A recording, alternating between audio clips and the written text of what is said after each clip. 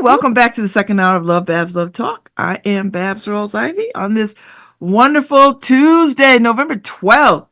Oh my God. I don't know about y'all. I haven't been watching the news. I haven't watched any news or infotainment. I've not watched Good Morning America or The View or any of the things that I kind of like to watch. I haven't watched CBS Sunday Morning. I haven't watched any of it because I just don't want to. What I have been doing, though, is watching all the Hallmark romance, mystery, Christmas love stories. And there's like 3 or 4 Hallmark channels. So there's the Hallmark Mystery, there's the Hallmark, there's the Hallmark Christmas. So I've been watching them all interchangeably. Like I'll skip back and see, okay, that movie I want to see starts at 1, and 3 and 8 and 9, like that. So I have just been watching that. I started watching Saturday, I think. No, yeah, Saturday afternoon I started they had a Yellowstone marathon. Do y'all know Yellowstone on CBS Paramount with Kevin Costner, who just left? It's in his 5th season. This is the final season of the show. But they've been running them back from the beginning. And I keep missing like the very beginning because I want to know how this family became this family. And it is the wildest show on television. I don't know what it is about it, but I love it. My favorite character is Beth Dutton. And she's a British woman playing a Texan or Montananan or whatever. And she's so crazy, psychopathic, badass. See, I like my crazy on the screen. I don't need crazy walking the street. Do you know what I mean? Like, I'm not like these people. Like, I could accept crazy on the screen as fiction. I don't like crazy in real life. Like, I don't care for that kind of carrying on. But on the screen, man, she is my spirit idol. I love her character. She is just badass. She could take a beating, she could give a beating. And she's smart. And she's really smart. And what I like is that she has this love relationship with Rip. And I don't know if y'all follow Yellowstone, and maybe you should. You watch it on Paramount. And what I like about him is she's really, really smart. You could tell she's highly educated. She's smart. She's always been smart. And she was a complete asshole to him when she was young, when she was a kid. I mean, she was just trouble with the capital T. But as she has, I don't know how they got started or got connected because I always missed that part. And then, the marathon ran all day. I let it run and then I fell asleep on a few episodes. So now if they run it again, I have to go back and catch it. But I'm caught up as far as the new season has started and it launched the other night. So I watched it. And Kevin Costner has left the series, which I don't know what. I mean, he wants to go and make these ridiculous cowboy movies that nobody is interested in seeing, which, and listen, people have a dream, they have a dream, they have a dream. Let them have their dream. I'm for it. I just don't understand why they couldn't work around that to keep him on that show. I mean, come on. But I know if you can't do it, you can't do it. I mean, you try everything that you could do and you can't do it. I get it. But Yellowstone, it's got my attention. I mean, it really has my attention. And it's really, really good. And the only reason why I started watching it is because I saw a clip of Beth. I saw a clip of Beth on social media, her character. And I was like, what is that? It was so badass. So I had to go and find it. And once I found it, they started running it. When it was on CBS, I don't know if it did well enough, but what they did was they put it on Paramount and then they started re-airing it on CBS on some like odd times, right? And people just started gravitating toward it. I think that's how the story goes. That's how I started watching it. They started they started it from the beginning or somewhere, and just started airing it, And this thing's like five seasons in, right? Um, so that's a lot of time. But people got hooked on it. I mean, I'm one of them. So now I got to see it to the bitter end, even though I don't like the way Kevin Costner left the building. Like I don't like the way. Like I guess they'll tie it up in the writing. I guess. I don't know. It was just. It's just not plausible. You can't. I just don't. Mm-mm, I don't see it. I just don't see it. So anyway, but the magic of television, they'll figure out a way to make it work. But if you've not caught on to the Yellowstone fever, I mean, you can stream it and watch it. It's good. I mean, it's wild, and it is so. And these people are the worst people, but you like them. This is the thing. You can have a villain, and people cheer for the villain because they like the villain. I don't know. I don't know. Anyway, if you've not seen it, it really is a ride. It's a ride. It's a ride. And I watched it all day Sunday and yesterday, so I'm all caught up. And it was good. It was good. It was good. It was good. It was good. It was good. It was good.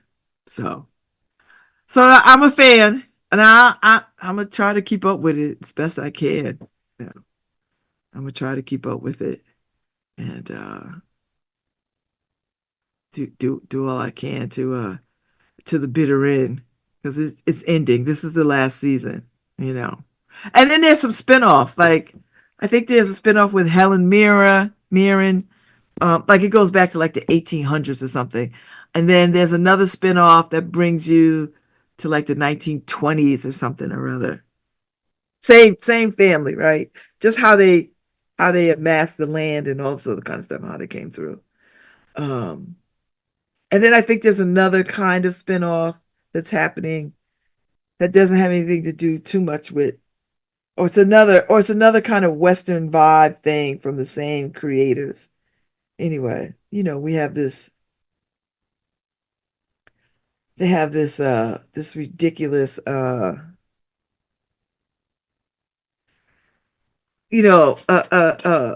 this ridiculous fascination with cowboys in the West. And but it's so revisionist, right? It's just ridiculously revisionist because cowboys were black because it was jobs that white men didn't want to do. So, you know, cowboys were black people. Um and but they're always portrayed as white and noble and all this other kind of stuff. And they weren't cowboys. It was black people, black men specifically were cowboys. You know. It's just wild to me how they'll just take something and just run with it as if somehow or other, oh yeah, we were always doing this. No, the hell you weren't. So, but I say all that to say they got one black cowboy on Yellowstone. They got a lot of indigenous people, which is you never see this many indigenous people anywhere on television. What I like to see indigenous people be is indigenous people in like modern times and not on the range. And no shade to that. Just you know, don't just use them for your little westerns and cowboy movies. I'm glad they're working. Don't get me wrong. I know they're glad they're working. And they've got them in prominent parts and some of them are villains, which is nice because you ain't arrived unless you a villain. So I'm not mad. I'm not mad at that either. You know. Listen, everybody can be a villain. Give everybody villain roles. Because we tend to attach supernatural stuff to indigenous people all the time. You know, uh, we tend to make them not human and make them this other kind of thing, and it's a little not true. They're people. They're not supernatural. They're not other world. They're people. But we tend to attach this mysticism to them, um, in a way. And I would suspect, and I would imagine, and I would believe a lot of the mysticism about them is true. However, I mean, it's the same thing they do with black folks, black women in particular. If you're from New Orleans, you always have this haze of voodoo hanging over you or hoodoo hanging over you. If you're from Haiti, same kind of thing. Or if you're from parts of Africa, same kind of thing. You know, God forbid if we just be like human people. We're just human. Just regular folks. So, so I say all that to say, wow. Anyway, so if you've not gotten into the Yellowstone vibe, it really is worth your time. It really is some good TV. It's wild. It's a wild, wild show.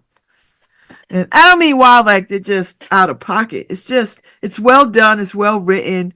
It comes together nicely. And I find these Duttons quite interesting people. It's an interesting family dynamic, you know. And it's one son, the favorite son has died. The youngest son is reluctant and rebellious. The daughter is wild, but she's the smartest. She really is the smartest. She's gone off to college and business school. And she's a piece of work. The mother, I think, has died early on, you know. And Kevin Costner is the patriarch. And he's stoic with the weird sense of humor, and they live on a ranch and whatever this is, and it's beautiful. They're rich but not rich. I mean, they're rich, but I guess I don't know. The youngest son is married to an indigenous woman. They got a child. They lost a child. Oh, and then uh, and then they're always beefing with the Montana government to just stay Montana. To stay without stay not being Aspen. They don't want a casino. They don't want all those things, you know. So anyway, oh, so they say. But there's poverty there, and they don't seem to be excited by education or any other industry. It's the land and cattle and horses. It's like a veritable Ralph Lauren commercial. The Great Out West. Okay. But it's interesting. So if you've not watched Yellowstone, I would take a couple of episodes in and see what you think. Oh, and then one son is kind of an adopted son because uh, there's a whole story about that, and he never feels welcomed or part of. And then he did something with the sister; she never forgave him, which I wish they would rest that narrative a little bit, only because he was young and she was young and he didn't know what to do. He was not an adult. She was not an adult.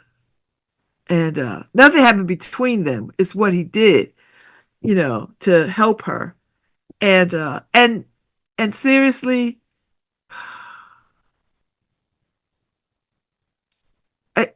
what I found interesting is that out in those days they had these abortion clinics, but they were for indigenous women. And if indigenous women wanted to get rid of a pregnancy, they would go there and then they would sterilize them. I don't know if they told them that. They started to figure that out.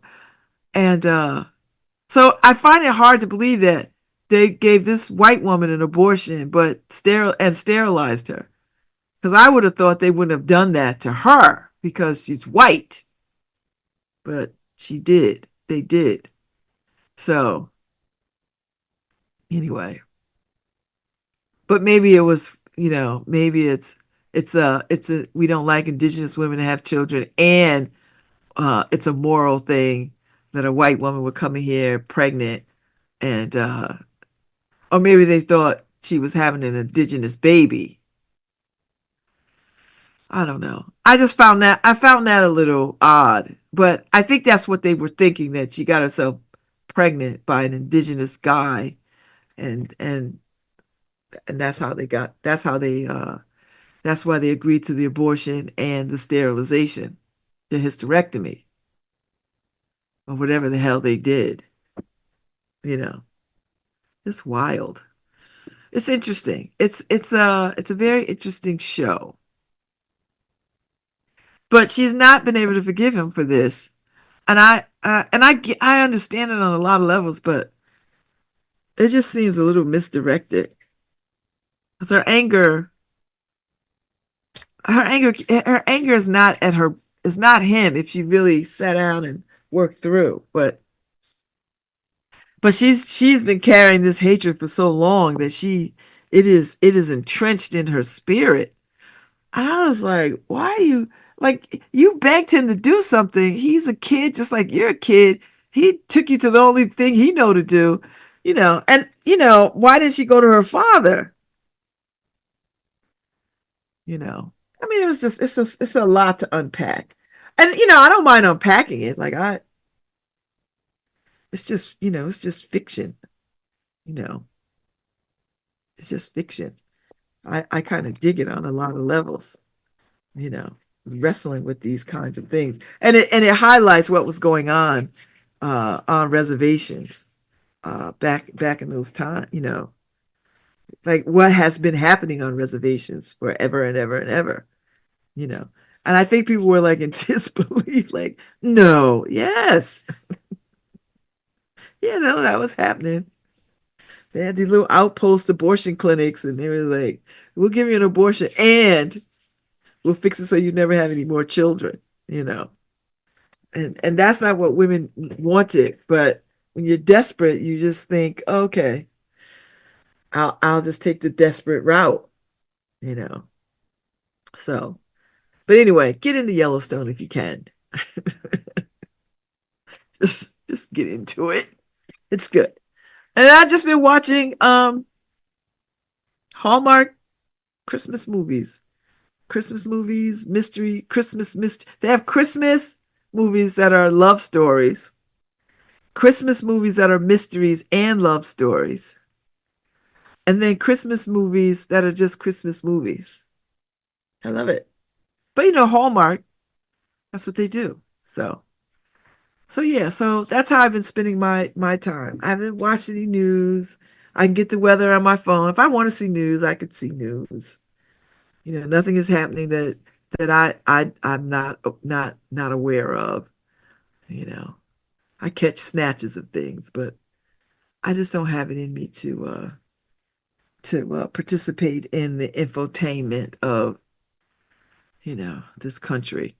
So I am pleased with Russell Wilson and the Steelers. I'm not watching football either. I don't watch football ever since the Colin Kaepernick uh, fired out of football. It's just outrageous to me. But I do like Russell Wilson, and I do follow. He was traded to the Steelers because where he was, his owners and the coach were assholes, and I know now they hate it because the Steelers are 3-0 right now. They marching toward a ring, buddy. I'm a march right there with them. So I would love to see him go to the Super Bowl, just because that'll just be a fingers up to his former team. That's all. That's really what I wanna say. So, so anyway, that's where we are. That's where we are. That's where we are. And that's it. Happy birthday to Samara Joy. Her birthday was yesterday, Veterans Day. Happy birthday. You know, I'm such a fan. I need to buy that next album. This, I think it's the third album. I need to get it. I'm surprised I don't have it, but I'm going to get it.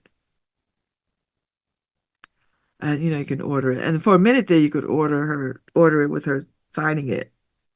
I don't need that so much as I just want her new album. So we'll see what happens. We'll see what happens if I could pull that off. You know, I just save all my money for some real. I got some real stuff coming, real things coming up that I must be prepared for. So that's all I'm gonna say. Uh, but I think I could ante up a little money to get an album. I think I, I think I could do that. I think that might work. That might work. That might work. I might be able to pull that off. I might be able to pull that off. Um, and then whatever's coming up this week, you know, as I said, you know, people move right into holiday parties,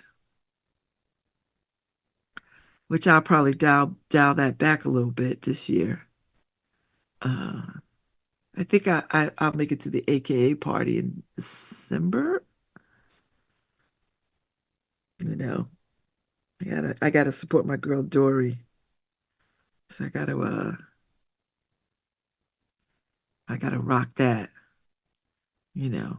And you know, I love that these organizations have moved, you know, when they have parties, they're having like day parties.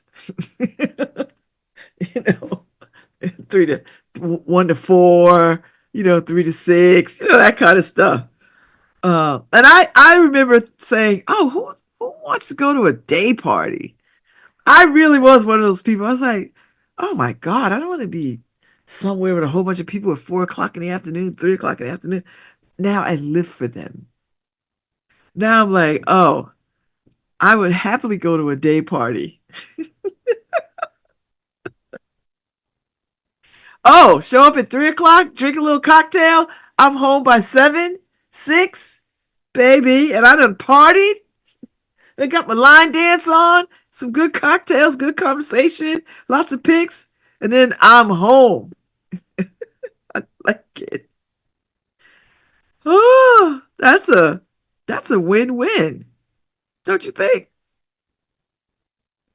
That's a win-win. That is a win-win. That is a win. That is a win. So bring on the day parties. As the older I get, the more I like these day parties. Who knew? I really was one of those people that I was really like, no, I like to go out at night. That was before I'd gotten older. I don't like night driving. It's listen, this aging thing ain't for the weak. You got to be you've got to be about it. You really have to be about it, you know, and embrace it and not be like, oh, you know, I don't want to. No, this is fine. This is perfectly fine. So I'm just saying, good people. I am just saying. So bring on all the day parties. You know, there'll be somebody with a holiday dinner party where they want people to show up at 6 and stay till 11 and all that other kind of stuff. But you know, us old dogs, you throw a little holiday day party, you kick it off at like 3 or 4 o'clock, and we could be out of there by 6, 7. Ciao. That's a that's a wonderful That's a good time. And we pay a little money just to, some heavy hors d'oeuvres. We just need some heavy hors d'oeuvres, heavy a little light buffet kind of thing. You know, that's it. And we could rock that. I know I am aging myself. I'm telling you, baby. A day party is my life. Although, don't give me a day party off of a gala party because the Q's had a day party the other day, Sunday, and I couldn't go. First of all, I just was exhausted, and I didn't want. I had just peeled all that makeup off. I didn't want to have it put back on so I could go to this party, and I could go without makeup. That's not what I'm saying. What I'm saying is, when you want to go to these some of these fancy parties, you want to be fancy. You want to do more than just a lipstick and a blush. You know. So I didn't go to their bows and stilettos party. I didn't make it to that. Although I saw some of my sorors who were at the gala the night before at this, well, because some of them are married to Qs, so they have a choice. I'm not married to a Q, so therefore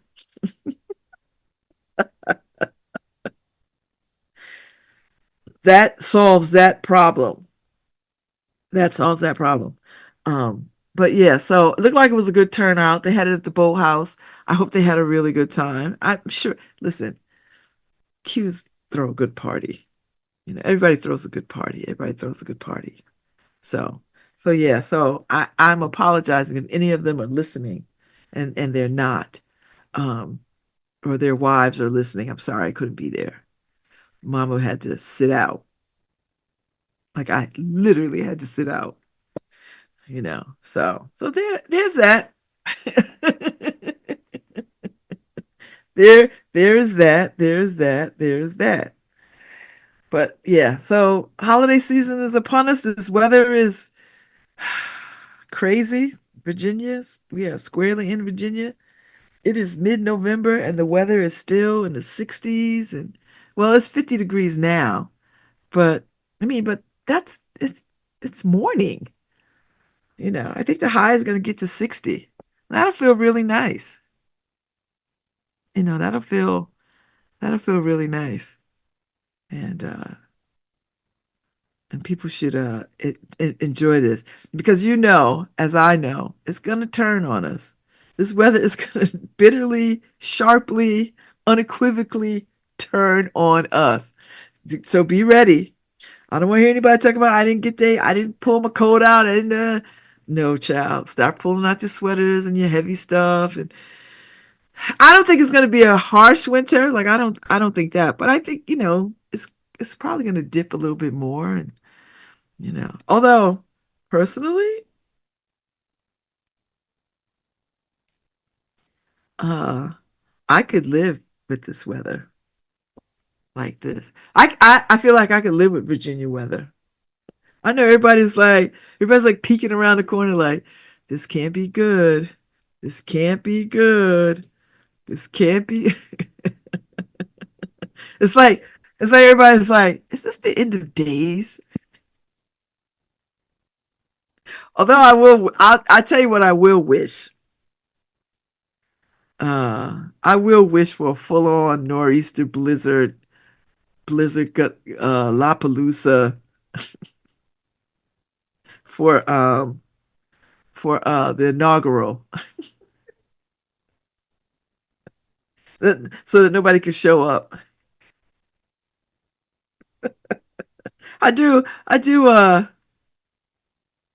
Uh I do look forward to that. I would like a blizzard for that. Something that just shuts down everything, you know. So something that shuts down everything. I know, petty, petty, petty. That's all right. I'm gonna own it. I'm gonna own it. I'm not apologizing. Bring it on, babies. So bring it on. So tomorrow's Wednesday. I don't think I have a guest. I might have a guest tomorrow. We'll see. I got to talk to some people. Amru definitely be here on Thursday, which will be nice. And then Friday we're back at it. Then it'll be the weekend. I think Harry, I might be in DC next week, the 19th and the 20th and the 21st. So Tuesday, Wednesday, Thursday, I think I'll be in DC. There's the Department of Justice is having the Department of Juvenile Justice is having a conference, and I want to go to it, and I'm trying to figure out if I can afford to go. So, but I'll know definitively in the next couple of days. But yeah, so I'm just giving everybody a heads up that I'm trying to go to the Department of Justice, Juvenile Justice um, convention, not a convention, but and I like to go, so I'm trying to figure it out because I'm very interested in they have some things and some folks that I really want to hear from and see. So that's the thing. So I'm working on it, and we'll see how it all plays out. See how it all plays out. That's where we are. So anyway, so I'm about to call it a day on this fine, fine, fine, fine Tuesday with the brightness. Isn't it beautiful out? It's windy though, because I hear that wind and I see the leaves rustling. I'm looking out the window and I see the leaves just going. So I'm like, ooh, what is happening? What is happening? So I'm gonna be out there any minute now, get myself over to my trainer and work out since I didn't go yesterday. And I dare not complain. I dare not complain. And then I'll be back there tomorrow. I'll be back there tomorrow. And I'll give you the heads up about the Yale big band at Morse Recital Hall tomorrow evening. That's Wayne Escoffery and the jazz band. And I'm looking forward to sitting and hearing that good music. So thank y'all for tuning in today. I appreciate y'all. Enjoy the rest of your day. Thanks, Harry. I'll be back tomorrow. Ding, ding, ding, ding, ding. Bells on. Harry, I think it's time to start playing Christmas music. Don't say bah humbug. Time for Christmas music. Candles burning low and lots of mistletoe. Okay, I'm going now. Of the day. Yes. Yes. Okay, I'll take Barry White too. All night long.